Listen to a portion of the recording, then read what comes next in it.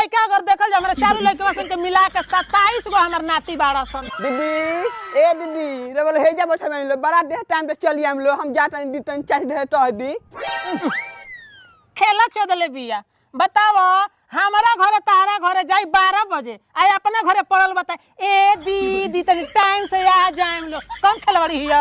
ए दीदी का हो अरे वो घर कोई को लड़का बड़ा सन हमरा घरे लड़का अगर देखल हमरा चारों लड़का सन के मिला के 27 गो हमर नाती बाड़ा सन। बाप रे हमरा घर 20 गो बड़ा सन। आ काहे खातिर पूछा तारू ए दीदी ऐसे पूछा ता नहीं एकरा घरे नु सगरी लड़का सन के लेके जाए हां अब बिना नाश्ता ले ले नु ए कहू लड़का सन के आवे ना देम हम देखो कहलू तो याद पड़ल हमरा ननद के बारात आई रहे नु त गांव नगर के लोग हमर इज्जत ढोवे कि का घटल का बढ़ल आई भतर काटी अपन सोरी के छावना लेखा लइका लेके आइल आ नाश्ता ढोवे में रहलसन।